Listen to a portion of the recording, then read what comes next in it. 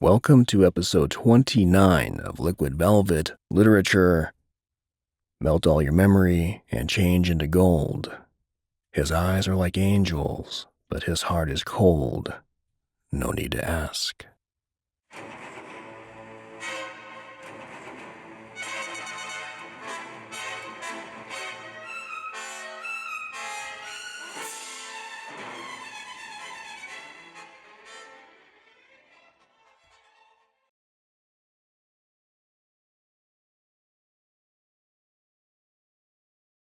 Welcome to episode 29 of Liquid Velvet Literature here on Prose Radio.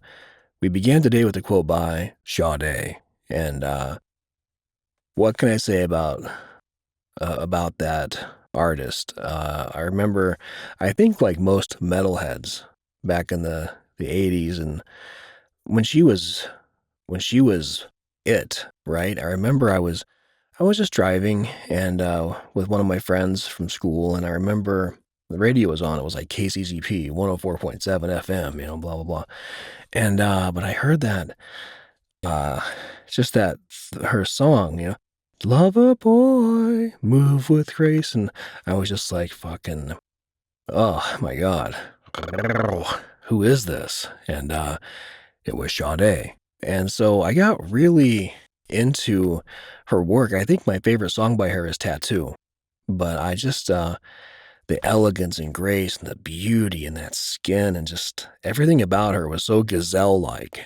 And I think it's interesting how, like I was reading back then an interview with Tom Araya from Slayer, and they asked him, what's your favorite, what do you listen to? And he shocked me. He was like, I like Peter Gabriel so. And I thought that was so fucking cool. And I liked that too back then. And I just think it's interesting how I I know a lot of people that I've met over my years through my job. I've met a lot of people who were in some of my favorite bands, and especially with, I think, black metal, which I'm not really into, but I respect a whole bunch, and death metal, and they all kind of just hang with each other. They listen. They're listening for the nuances in their own milieu, I guess.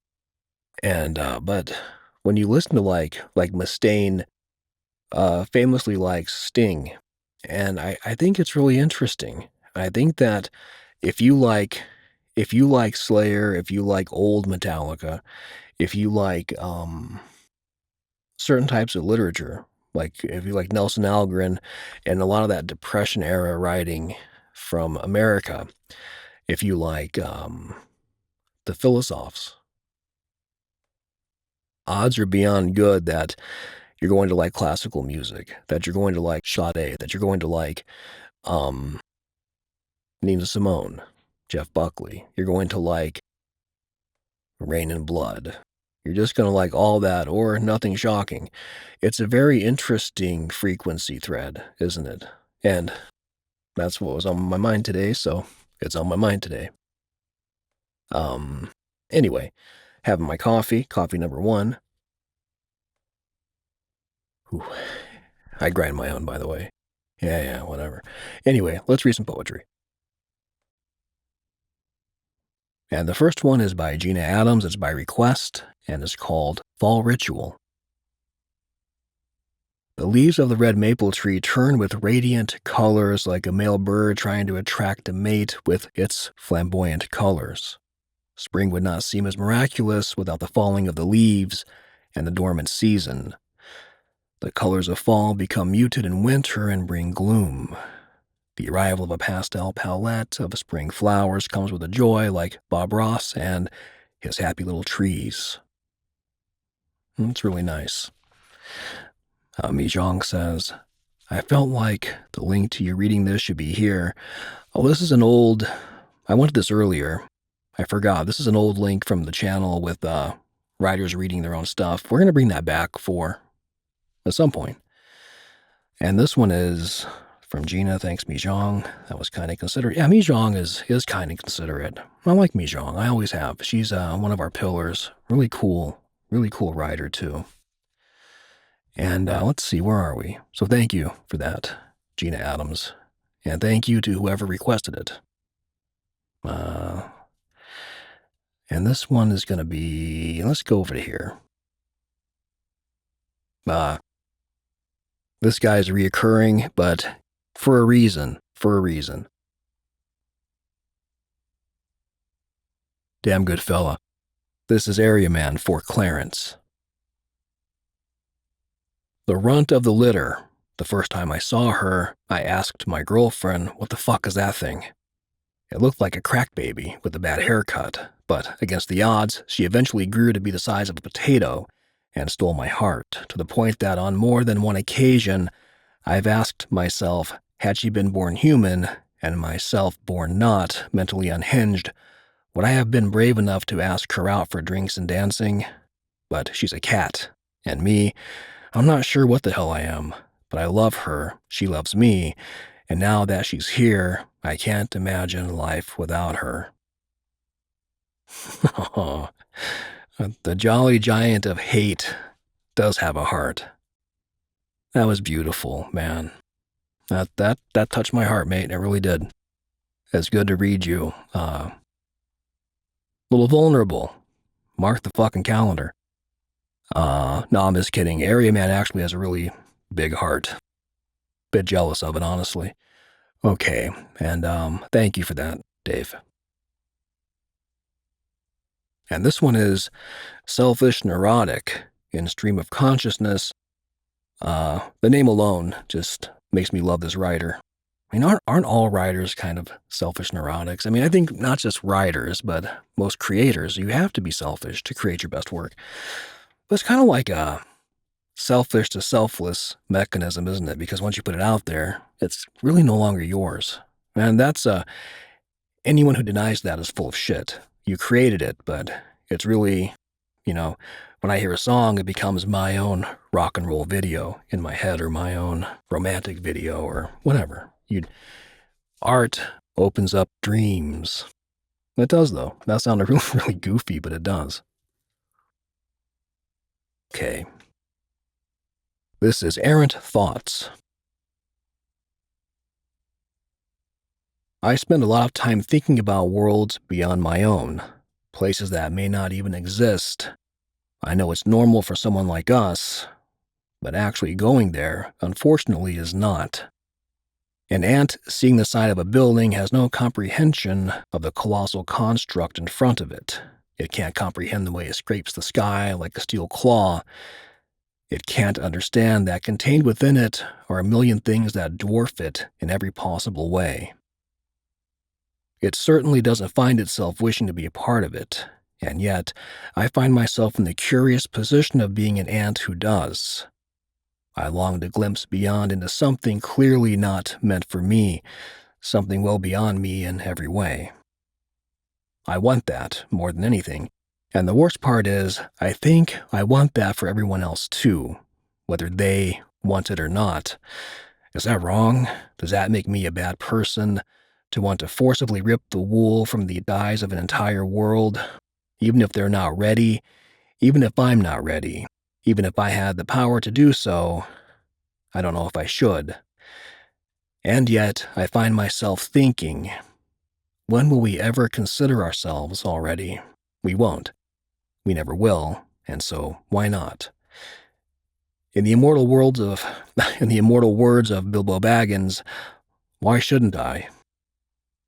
Hopefully, should it ever come to pass, should we ever draw back the cosmic curtain and find ourselves faced with the next great step in the celestial plan, if any exists, it goes better for us than it did for him.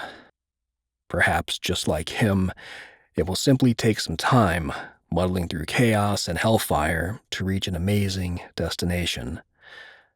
Thanks for taking the time to read the egotistical ramblings of a selfish neurotic. Astrocentric wrote, awesome. Well, okay, let me first.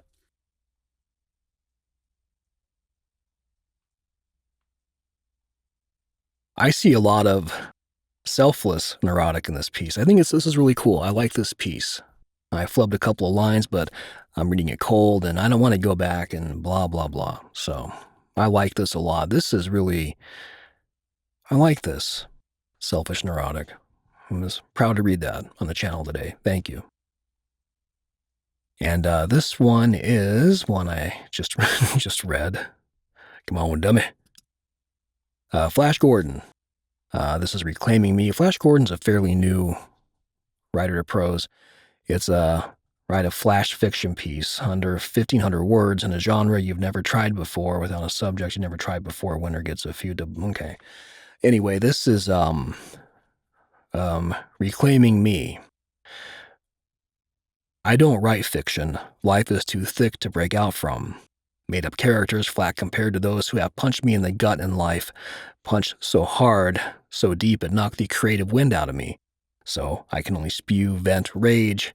I hate this version of me. There was another once, joyful, loving, in love with you, actually. Expansive, generous, giving, all for you. I loved even me then. I know I say you took that soul away, but is it true? Was it me instead of you?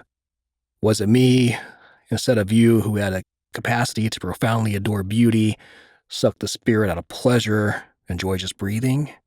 Was it me who gave you the power? Was it me who gave you the power to deflate, ravage, slaughter my soul?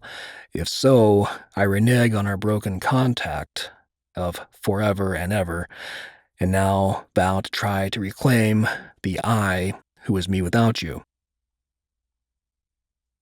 I'll admit I don't recall the melody, but I still have the words always swirling, never stopping in my head.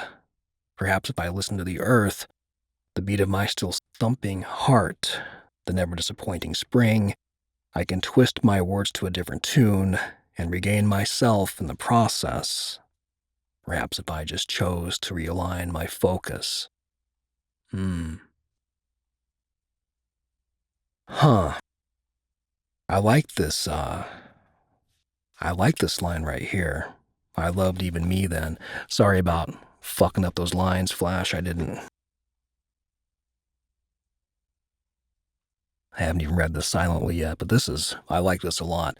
I like prose for that reason too. I like Area Man in this one is like, just let it bleed. Fuck it. All right, and this one is this gonna close us out? I think it is. Yeah, it is. This is gonna close us out, and I'll be damned. Okay, cool. Oh, I love this one. I chose this morning. It's CEH4255. It's called 3 Kinds of Followers. I like this one. I read it on my phone today. Okay. The sycophant is hateful to himself and those around him. Striving and clawing at power, he strips down his own identity, and that which was there as a child is hidden or killed as a sacrifice to the demon covetousness. Covetousness. He agrees with those in power and changes with the season, following behind and picking up the crumbs they leave him, knowing in his heart that he will always have his station, unless by chance his leader dies and he might rise through intimidation.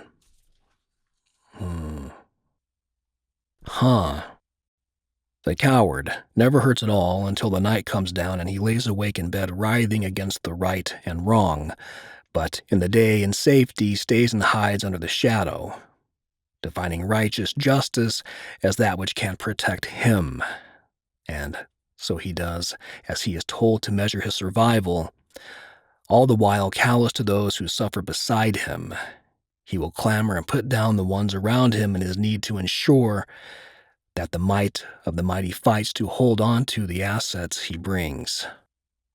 Yeah. Did I spotlight this? Oh, well, fucking right I did. The fool does not know better. He wanders where he will, feeling like he leads his life, though he never tries to live. Every wind of doctrine blows about his mind, confounding and arousing his shadow curiosity brought down as expertise of things he'll never see spoken from the mouths of other fools behind a screen. Each and every moment of his minor perception is carefully crafted to lead him in a direction away from light and life and honor, and he will never know better.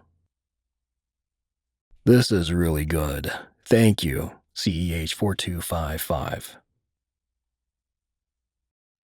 And that's going to wrap today. Thank you for being here, and thank you again to the talent featured on the show today. What else? Well, like I always say, if you like to read or write, go to thepros.com, read or write, or both. But inspire, be inspired.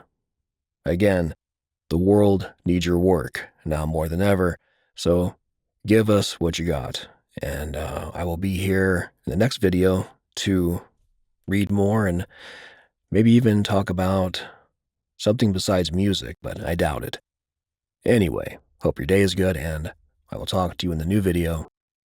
Take good care.